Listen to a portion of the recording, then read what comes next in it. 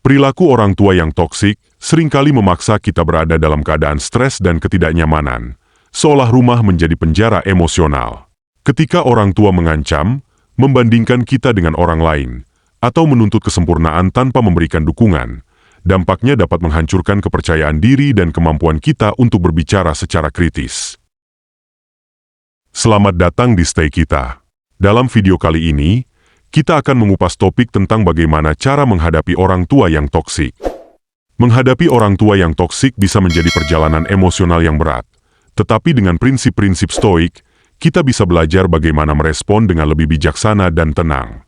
Jangan lupa untuk menekan tombol like. Jika kalian merasa video ini bermanfaat, subscribe agar tidak ketinggalan video-video kami yang berikutnya, dan aktifkan notifikasi supaya kalian selalu update dengan konten terbaru dari Stay Kita. Kami sangat menghargai komentar dan masukan dari kalian, jadi tinggalkan pendapat kalian di bawah, dan bagikan video ini kepada siapa saja yang mungkin membutuhkannya. Mari kita mulai dan temukan bersama cara menghadapi tantangan ini, dengan ketenangan dan kebijaksanaan stoik. Dalam filsafat stoik, kita diajarkan untuk memahami bahwa kita tidak dapat mengendalikan tindakan orang lain, termasuk perilaku toksik dari orang tua.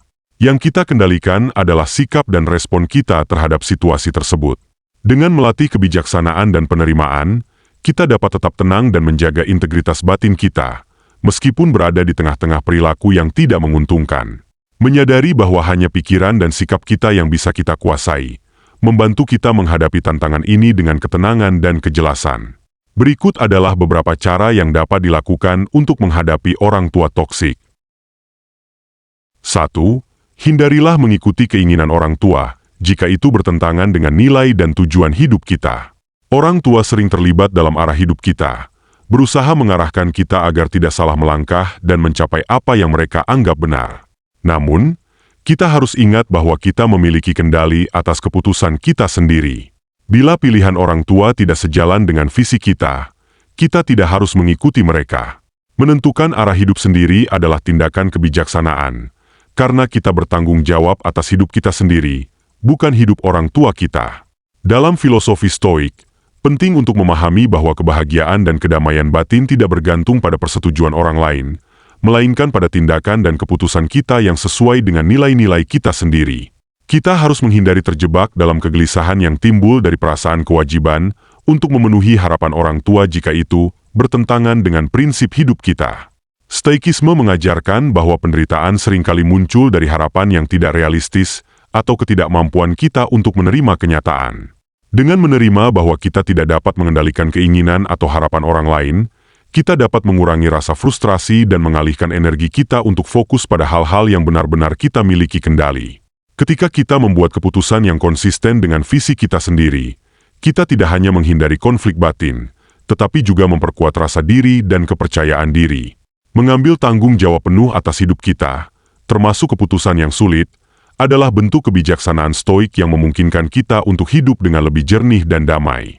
Dengan cara ini, kita dapat menavigasi hidup dengan integritas dan kebijaksanaan, mengatasi tantangan dengan ketenangan, dan mengarahkan hidup kita sesuai dengan tujuan dan nilai yang kita yakini. 2. Mengembangkan pandangan pribadi adalah bagian dari perjalanan kita. Dalam hidup bersama dengan orang tua yang toksik, kita seringkali mengalami kesulitan dalam mengekspresikan perasaan dan pikiran dengan cara yang sehat, karena sejak awal kita tidak dilatih untuk percaya diri. Ketika kita mulai menyuarakan pendapat, kita mungkin merasa goyang ketika menghadapi argumen yang lebih kuat. Maka, marilah kita mulai mengembangkan pandangan kita dengan berani di hadapan orang lain. Usahakan untuk membalas pandangan yang berbeda dengan mengaitkan dengan situasi yang ada, dan tetaplah teguh pada prinsip kita tanpa tergoyahkan oleh suara lain. Dalam menghadapi kritik atau tantangan terhadap pandangan kita, penting untuk menerapkan prinsip stoik tentang keterpisahan antara apa yang kita bisa kontrol dan apa yang tidak bisa. Marcus Aurelius, seorang kaisar Romawi dan filsuf stoik, mengajarkan kita untuk memusatkan perhatian pada apa yang benar dan baik menurut prinsip moral kita, dan untuk menganggap gangguan eksternal sebagai hal yang tidak relevan dengan integritas batin kita. Ketika kita diperhadapkan dengan penilaian atau argumen yang keras, kita dapat memilih untuk tidak membiarkan emosi kita mempengaruhi respon kita. Berlatih untuk menerima bahwa tidak semua orang akan setuju dengan pandangan kita membantu kita tetap fokus pada pertumbuhan pribadi dan moral kita. Dengan cara ini, kita mengembangkan ketahanan emosional dan kejelasan pikiran yang mendalam, yang memungkinkan kita untuk bertindak sesuai dengan prinsip kita tanpa terguncang oleh tekanan eksternal. Lebih jauh lagi, Stoikisme mengajarkan pentingnya refleksi diri dan introspeksi. Luangkan waktu untuk merenung tentang bagaimana kita merespon situasi, dan apakah respon kita sesuai dengan nilai-nilai dan prinsip yang kita pegang. Ini bukan hanya tentang membela pandangan kita, tetapi juga tentang memahami dan memperbaiki diri dalam proses tersebut. Dengan mengadopsi sikap ini, kita belajar untuk menghadapi konflik dengan kepala dingin dan hati yang tenang. Ini memungkinkan kita untuk berinteraksi dengan orang lain secara lebih konstruktif dan harmonis, sambil tetap mempertahankan prinsip-prinsip pribadi yang kita yakini benar. Pada akhirnya, perjalanan ini bukan hanya tentang mengembangkan pandangan kita tetapi juga tentang membangun karakter yang teguh dan seimbang. 3. Berhenti mengkritik pada diri sendiri. Ketika diabaikan atau dikritik oleh orang tua, sebagai seorang anak, kita biasanya langsung menjelek-jelekan diri sendiri seperti, "Saya memang pemalas," atau "Saya memang bodoh."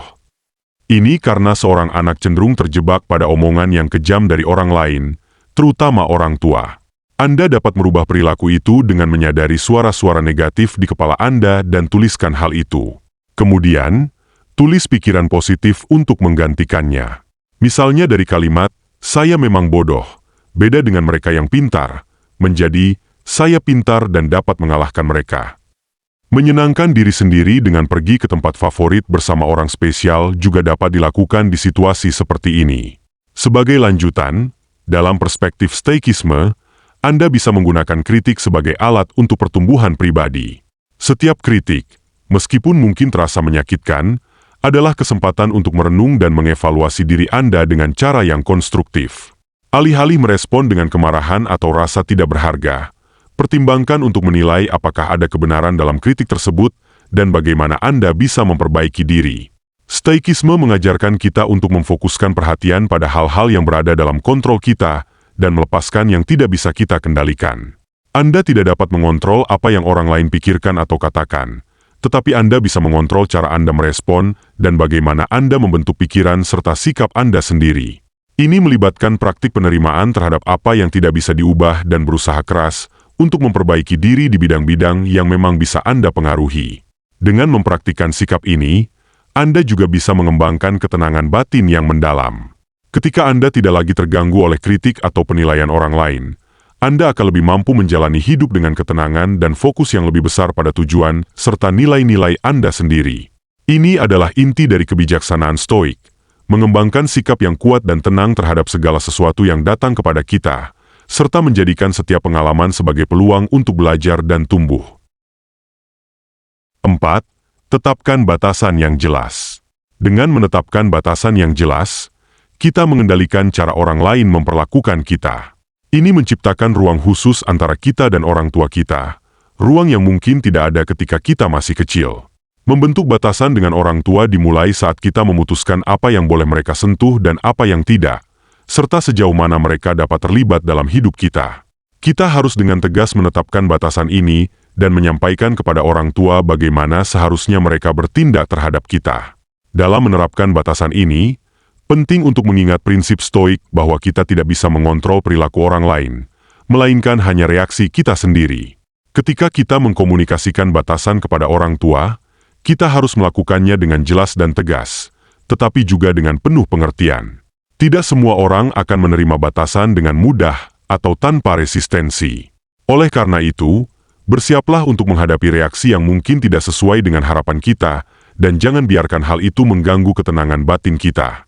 Prinsip Stoik juga mengajarkan kita untuk tidak terjebak dalam perasaan marah atau frustrasi ketika batasan kita tidak direspek.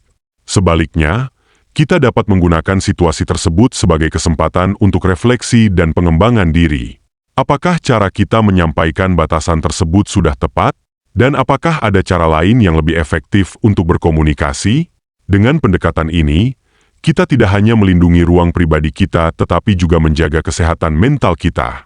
Menetapkan batasan dengan cara yang seimbang dan bijaksana mencerminkan kebijaksanaan stoik dalam mengelola hubungan dan menjaga ketenangan batin.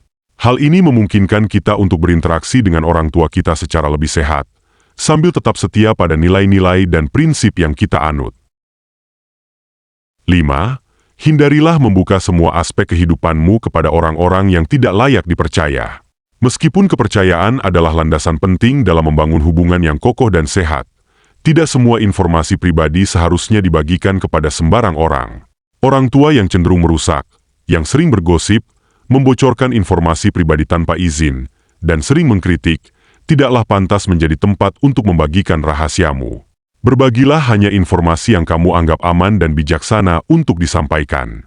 Prinsip stoik juga menekankan pentingnya pengendalian diri dan menghindari keterikatan emosional pada hasil atau reaksi orang lain. Dengan kata lain, kita tidak seharusnya terganggu oleh bagaimana orang lain mungkin menggunakan atau menanggapi informasi yang kita bagikan. Fokus utama kita seharusnya adalah pada cara kita memilih untuk berbagi dan bagaimana kita menjaga kendali atas diri kita sendiri. Ketika kita memahami dan menerima bahwa kita tidak dapat mengontrol orang lain, kita juga harus sadar akan potensi dampak dari setiap tindakan kita. Dengan membatasi informasi pribadi kepada mereka yang benar-benar bisa dipercaya, kita mengurangi risiko terkena dampak negatif dari penyebaran informasi yang tidak diinginkan. Hal ini sesuai dengan ajaran stoik untuk menjaga ketenangan pikiran dan fokus pada hal-hal yang berada dalam kendali kita, seperti pemilihan informasi yang kita bagi dan cara kita merespon situasi. Selain itu, dalam interaksi dengan orang-orang yang tidak dapat dipercaya, penting untuk tetap berpegang pada prinsip moral dan etika kita sendiri, tanpa membiarkan tindakan mereka memengaruhi karakter kita. Menjaga integritas dan konsistensi dalam sikap kita adalah kunci untuk hidup yang sesuai dengan ajaran stoik. Dengan melakukan ini, kita tidak hanya melindungi diri dari kemungkinan pengkhianatan atau pelanggaran privasi, tetapi juga memperkuat kualitas hubungan kita dengan orang-orang yang benar-benar layak dipercaya. Terima kasih telah menonton video kami dari awal sampai akhir. Kami berharap Anda mendapatkan wawasan yang berguna dan bisa menerapkan prinsip-prinsip stoik untuk mengatasi situasi yang menantang ini dengan lebih bijaksana. Stoikisme mengajarkan kita untuk fokus pada hal-hal yang dapat kita kendalikan dan melepaskan apa yang berada di luar jangkauan kita. Dengan menerapkan prinsip-prinsip ini dalam kehidupan sehari-hari, terutama dalam hubungan dengan orang tua yang toksik, kita dapat menemukan kedamaian batin dan meningkatkan kualitas hidup kita. Jika Anda merasa video ini bermanfaat, kami akan sangat menghargai jika Anda menekan tombol like sebagai dukungan untuk channel ini.